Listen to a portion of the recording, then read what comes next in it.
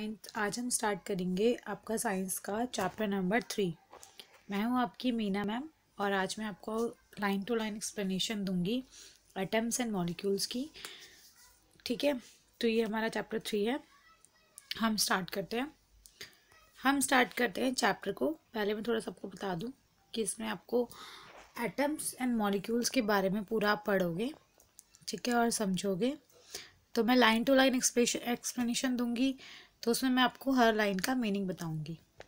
ठीक है class. Ancient Indian and Greek philosopher have always wandered about the unknown and unseen form of matter. जो पुराने Indian Greek philosophers होते थे वो हमेशा जो हमारे अननोन और अनसीन मैटर होते हैं, जो हमने कभी देखे नहीं, जिनको हम जानते नहीं थे, उनके बारे में उनको देखकर बड़े वंडर्ड होते थे, मतलब बहुत आश्चर्य होते थे। The idea of divisibility of matter was considered long back in India around 500 BC। जो हमारा आइडिया है डिविजिबिलिटी ऑफ मैटर का, ये 500 BC पहले ही आ गया था इंडिया में। An Indian philosopher, Maharishi Kanand, postulated that if we go on dividing matter, we shall get smaller and smaller particles. एक इंडियन फिलोसफर थे जिनका नाम था महर्षि कानंद। उन्होंने पोस्टुलेटेड किया कि अगर हम मैटर्स को डिवाइड कर दें तो वो छोटे छोटे पार्टिकल्स में मतलब डिवाइड हो जाएंगे और हमें छोटे पार्टिकल्स मिल जाएंगे। Ultimately a stage will come when we shall come across the smallest particles beyond further division will not be possible। एक ऐसी स्टेज आई जहाँ पे हमें इतने छोटे पार्टिकल्स मिल गए मैटर के कि जो कि वहाँ से वो और ज़्यादा डिवाइड नहीं हो सकते थे। ही नेम दीज पार्टिकल्स परमाणु। उन्होंने उन पार्टिकल्स का नाम रखा परमाणु। ठीक है। Another Indian philosopher Pakudha Katyayana elaborate this doctrine and said that these particles normally exist in a combined form which give us various forms of matter। दूसरे इंडियन फिलोसफर थे जिनका नाम था फकुदा कात्यायन, जिन्होंने elaborate किया इस चीज़ को, पूरा एक्सप्लेन किया कि जो हमारे पार्टिकल्स हैं वो कंबाइंड स्टेट में होते हैं। ठीक है, एग्जिस्ट करते हैं, कंबाइंड स्टेट में होते हैं। Around the same era, ancient Greek philosopher Democritus and Leucippus suggested that if we go on dividing matter, a stage will come when particles obtained cannot be divided further। इसी same era में, इसी same time में एक और Greek philosophers थे जिनके दो और थे जिनका नाम था डेमोक्रिटस एंड ल्यूसिपस। उन्होंने सजेस्ट किया कि अगर हम मैटर्स को और डिवाइड करेंगे तो एक स्टेज ऐसी आएगी जहाँ पे जाके वो और डिवाइड नहीं हो पाएंगे। Democritus called these individual partially atoms. Democritus ने कहा कि ये जो एटम्स हैं, जो इंडिविजुअल हैं, उनको हम क्या बोलेंगे? एटम्स। एटम्स मतलब उन पार्टिकल्स को हमने बोला इंडिविजुअल। एटम्स का मतलब होता है इंडिविजुअल, कि ये अलग अलग हो चुके हैं। All this was based on the philosophical considerations and not much experimental work to validate these ideas could be done till the 18th century। अब ये सब जो philosophical considerations थी, जो सोच थी उन लोगों की, और जो एक्सपेरिमेंट उन्होंने किए थे, उस पर वैलिड नहीं हो रहा था। ठीक है, कब तक? 18th सेंचुरी तक ये वैलिड ही नहीं हुआ कि मैटर जो है हमारा इंडिविजुअल है, एटम जो है, या फिर कंबाइंड स्टेट में है।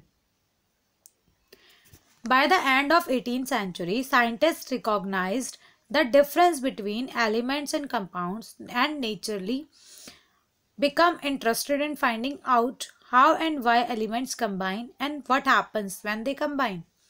जब 18th सेंचुरी का लास्ट होने लगा, मतलब ख़त्म होने लगी 18th सेंचुरी, तब साइंटिस्ट ने रिकॉग्नाइज किया, उन्होंने खोजा कि जो डिफरेंस है एलिमेंट्स और कंपाउंड के बीच में क्या है।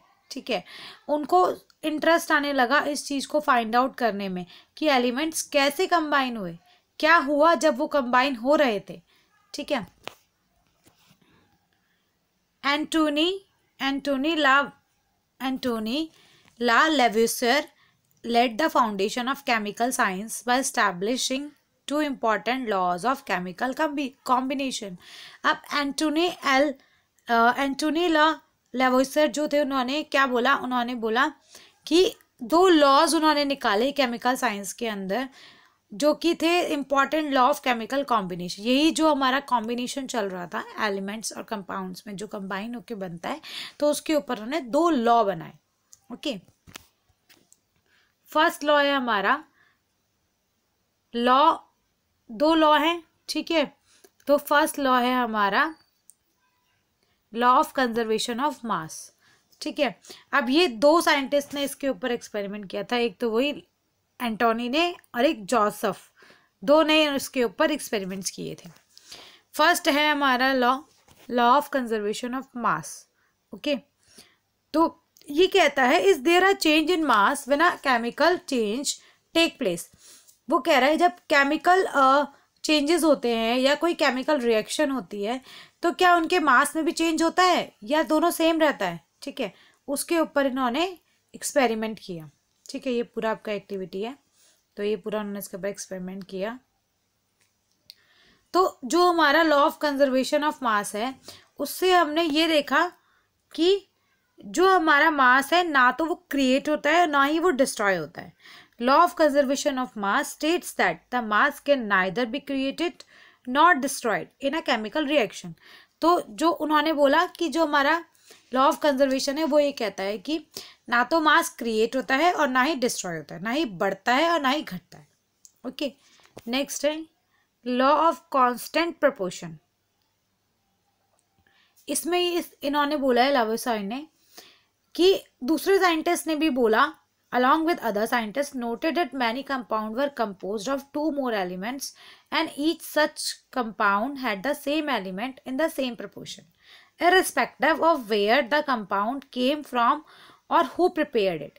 वो उन्होंने ये कहा कि जो हमारा कंपाउंड है वो दो या दो से ज़्यादा एलिमेंट से मिलके बना है, ठीक है. उसमें जो एलिमेंट है वो सेम होते हैं, ठीक है, सेम प्रोपोर्शन में रहते हैं और उससे कोई फ़र्क नहीं पड़ता कि वो एलिमेंट्स कहाँ से आए हैं या कंपाउंड कहाँ से बना है, कहाँ से आया है, ठीक है.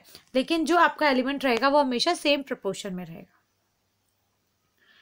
लाइक इन्होंने बताया है इसमें in a compound such as water the ratio of the mass of hydrogen to the mass of oxygen is always 1:8. Whatever the source of water, thus if 9 gram of water is decomposed, 1 gram of hydrogen and 8 gram of oxygen are always obtained. ये कह रहा है कि अगर आप water जो है हमारा कंपाउंड है उसका रेशो देखोगे हाइड्रोजन और ऑक्सीजन का, तो वो हमेशा 1:8 में ही रहता है, ठीक है. अगर 1 ग्राम ऑफ हाइड्रोजन आपका ऑब्टेन्ड हुआ है तो 8 ग्राम ऑफ ऑक्सीजन ही आपका ऑब्टेन्ड होगा, ठीक है. तो इनका रेशियो हमेशा सेम रहता है, कभी भी कम ज़्यादा नहीं होता. Similarly in ammonia nitrogen and hydrogen are always present in the ratio of 14:3 by mass what ever the method of source from which it is obtain. वो कह रहे हैं कि इसी तरह अगर हम अमोनिया नाइट्रोजन एंड हाइड्रोजन का देखेंगे रेशो तो वो हमेशा 14:3 रहता है, चाहे वो हमें कहीं से भी ऑब्टेन हुआ हो. ओके, तो इसी के ऊपर उन्होंने ये कहा कि जो हमारा लॉ ऑफ कांस्टेंट प्रोपोर्शन है, ये हमारा जो प्रोपोर्शन होता है वो हमेशा कांस्टेंट रहता है, ठीक है. इसको इन्होंने which is also known as the law of definite proportion, इन्होंने इसको डेफिनेट प्रोपोर्शन का भी नाम दिया. This law was stated by the Proust as in chemical substance the elements are always present in a definite proportion by mass. इन्होंने यही कहा कि जो हमारा केमिकल सब्सटेंस होगा उसमें जो एलिमेंट्स होते हैं वो हमेशा एक डेफिनेट प्रोपोर्शन में होते हैं, ठीक है, मास के अकॉर्डिंग, उसके कभी भी चेंज नहीं होते. The next problem faced by the scientist to give appropriate explanation of these law, British chemist John Dalton provide the basic theory about the nature of matter. वो कह रहे हैं कि जो दूसरी प्रॉब्लम फेस करी साइंटिस्ट्स ने वो ये थी कि इसके ऊपर कोई अप्रोप्रिएट एक्सप्लेनेशन नहीं थी इन लॉज के ऊपर. तो जो हमारे ब्रिटिश केमिस्ट थे जॉन डेल्टन, उन्होंने एक बेसिक थ्योरी दी नेचर ऑफ मैटर के ऊपर, ठीक है. Dalton picked up the idea of divisibility of matter which was till then just a philosophy. He took the name atoms as given by the Greeks and said the smallest particle of matter are atoms. Dalton ने क्या करा, वही आपका idea उठाया divisibility of matter का और उसी के ऊपर पूरी फिलॉसफी दी कि जो उन्होंने हमारे जो छोटे छोटे स्मॉलेस्ट पार्टिकल हैं हमारे मैटर के, उनको हम एटम्स कहेंगे. His theory was based on the law of chemical combination. उनकी जो थ्योरी थी वो भी बेस्ड थी लॉ ऑफ केमिकल कॉम्बिनेशन के ऊपर. Dalton atomic theory provided an explanation for the law of conservation of mass and law of definite proportion. तो हमारे जॉन डाल्टन जो थे उन्होंने इसके ऊपर पूरी थ्योरी दी. ठीक है, जॉन डाल्टन के बारे में हम थोड़ा सा पढ़ लेते हैं कि वो कौन थे, क्या था. John Dalton was born in a poor weaver family in 1766 in England. John Dalton born हुए थे एक पुअर वीवर फैमिली में 1766 में इंग्लैंड में. He began his career as a teacher at the age of 12. जब वो 12 ईयर्स के थे तो उन्होंने अपना कैरियर स्टार्ट कर दिया था एक टीचर की तरह. 7 year later he became a school principal. 7 साल के बाद वो एक स्कूल प्रिंसिपल बन गए. 1793 में Dalton left for Manchester to teach mathematics, physics and chemistry in a college. फिर उन्होंने उसको छोड़ दिया जो स्कूल था, उन्होंने एक कॉलेज में चले गए जहाँ पे उनको मैथमेटिक्स, फिजिक्स और केमिस्ट्री पढ़ानी थी. ही spent most of his life there teaching and researching. ज़्यादातर टाइम उन्होंने अपना टीचिंग और रिसर्चिंग में ख़राब कर दिया है, पूरा वेस्ट कर दिया, सारा टाइम उसी में स्पेंड किया. इन 1808 में he presented his atomic theory which was a turning point in the study of matter. 1808 में उन्होंने थ्योरी दी, एटॉमिक थ्योरी, जिसने पूरा स्टडी ऑफ मैटर को एक अलग पॉइंट की तरफ ले आए.